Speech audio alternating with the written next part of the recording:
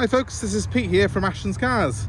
If you're looking for a small automatic, once again we've managed to track one down. I've bought this car from an old customer of mine who sadly has had to retire from driving. So I've just literally picked it up from him. It's a 1.2 litre Nissan Micra. It's what they call the Acenta model, which means it's one of the top of the range models. So I'll show you around it, show you some of the extras that this car's got over a standard Micra.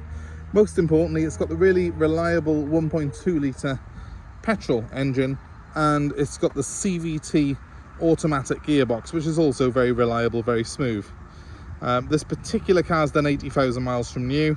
It's ULEZ compatible, so it's ULEZ compliant, and it is in very, very good condition. I mean, the gentleman who owns it hasn't long bought it, and unfortunately, as I say, he has had to give up driving.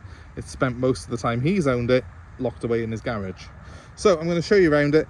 Acenta models of Micras are one of the higher spec models. This car, as you can hopefully see, has got metallic paint, and it's got some rather nice looking alloy wheels on it. They're both in very good condition, both the bodywork and the wheels. It's also got extras like cruise control, climate controlled air conditioning, and a trip computer this car has. It does make it a very enjoyable car to drive, and it's even got Bluetooth telephone connectivity, so you can set your phone up to come through the car to keep you legal behind the wheel. I've always been a fan of Micras, and particularly the automatic versions. They make a lot of sense to me. They're very reliable. They've got good visibility, and they're easy to drive.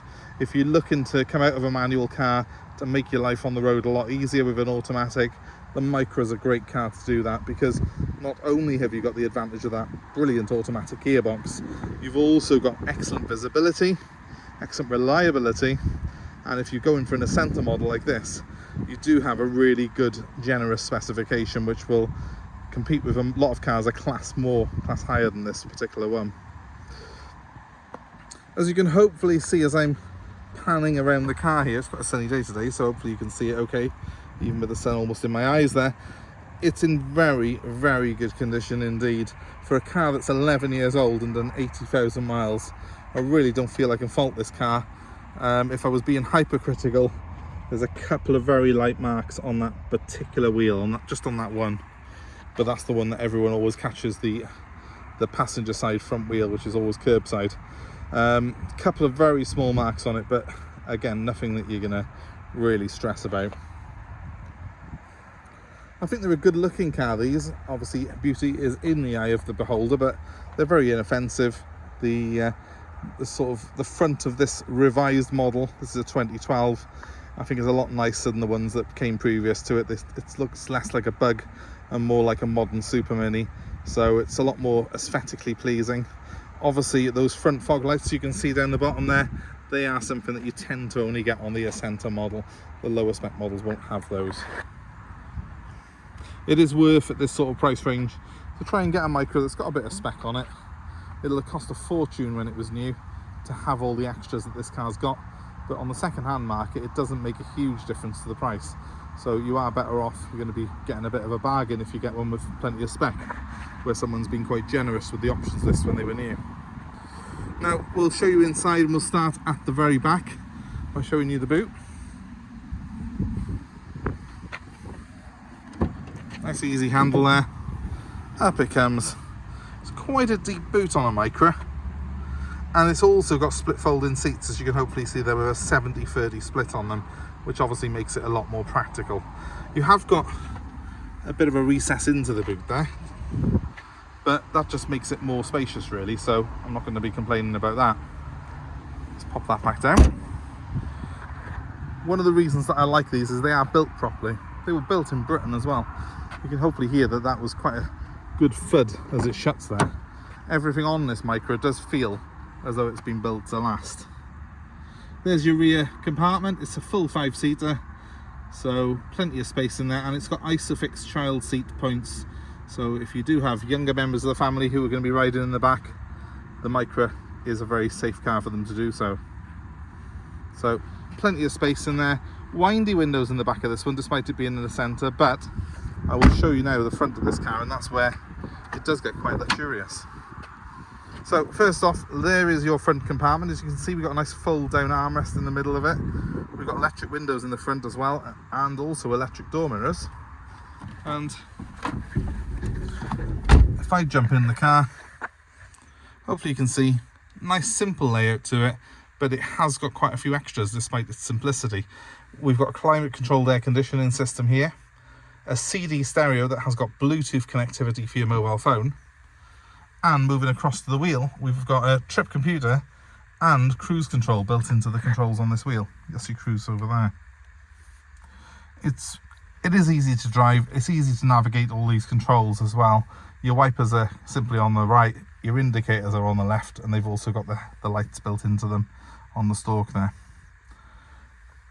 Visibility wise, hopefully you can see why I like this car so much. It's got very, very good visibility all round in it.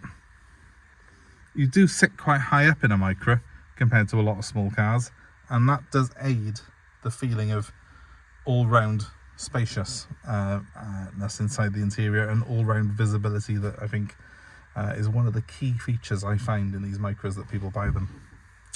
So to start it up, it's foot on the brake, turn the key, and off she goes.